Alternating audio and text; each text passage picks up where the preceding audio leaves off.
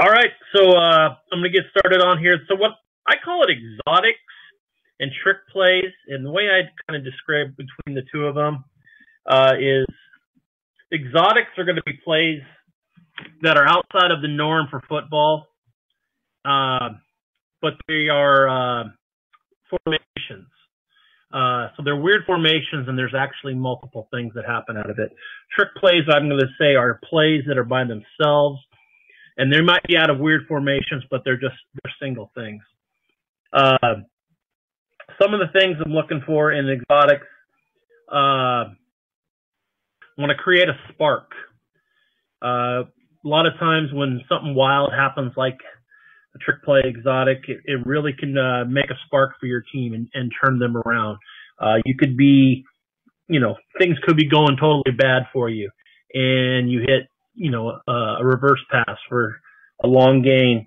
Even if you don't even hit it for a long gain, but it almost goes for a long gain. It's just an excitement. The kids, that something happens on that. It's a definite great game momentum changer.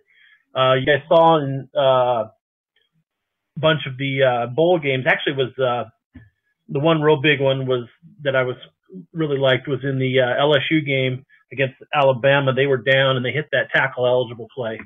And that was a real big momentum changer for them and actually turned the game around.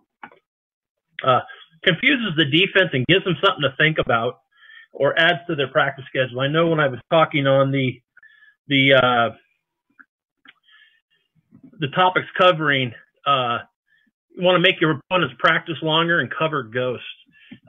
If you have crazy things that you're running, and even if you just run it once, they're practicing against it, and it's taking away their time. So it's giving you taken away from your regular offense that they're trying to practice against your regular defense, and they're practicing what you might do out of this special thing. Like if you run the swinging gate and all you run is the shovel pass, they think you're going to run option, they're going to run pass, they're going to start practicing all kinds of things, and you might only take a couple minutes of your time to do it, and they're wasting half hour, 45 minutes trying to figure out exactly what you're going to do. One of the good things I like about the exotic plays and trick plays, gives your team an identity, gives the player something special to use during the game. One of the things we do with at the end of practice every day, we have 5 minutes that we practice this. So we waste 20 minutes a week on running trick plays. But it's at the end of practice, and it's not, taken away from anything else. But our kids are excited because they know, hey, they can tell their friends, hey, we're going to run this in the game, and, come see this, or their parents and stuff like that. So it kind of gives them an identity to use. One of the things I like about it is players like making these type things themselves. And so I let the kids design the plays themselves. Say, hey, one of the things they have to do when they design a play is they have to draw it up, tell everybody's, what everybody's doing, not just say, hey, let's do this off of something else. They've got to kind of like coach it up to everybody. And actually the kids then install the play for everybody. One of the plays that you'll see later on here, I had two kids and they called it leapfrog. And what they did is when we were doing passing league, they'd go, hey, what do we run on this play? And I'm like, you're not anything, so do whatever you want. And then that got boring too. We're like, well, then do push-ups then. And so then they started playing leapfrog on the weak side, just to be funny. And so they actually put leapfrog in as a quick screen pass. And, at homecoming, I let them set it all up, and they put it in, and I'll show you the film on that a little bit later. It's kind of funny. I actually went for 12 yards, probably because the defense is like, what the heck are they doing? Big thing, another thing, crowd loves it, parents love it, adds excitement to the games. Play calling wise, you really want to run one of these early in the game, usually first or second series, something just to add to it. First play of the game sometimes is good, but a lot of times teams are looking for something like that. I can't remember the coach's name, but some major, Hall of Fame coach.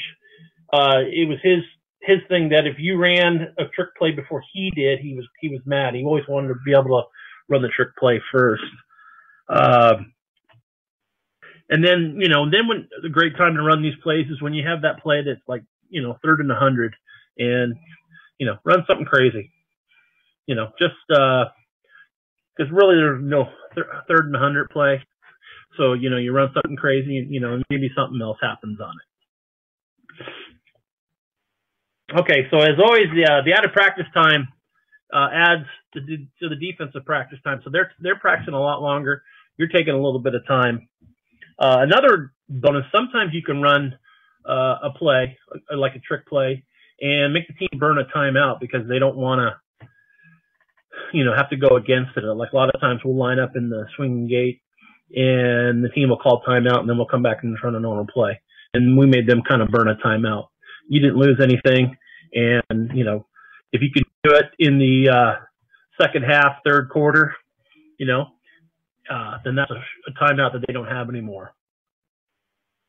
So what you're going to see is pretty much a bunch of the different plays that we've ran or I've seen in my 30 years of coaching. So we're going to start off with the formational trick plays. So these are a series of regular and trick plays out of wild formations. The unconventional formation itself is the crazy idea the defense has to defend. Shifting to these formations adds to the defense hesitation and gives the offense a chance to have a big game.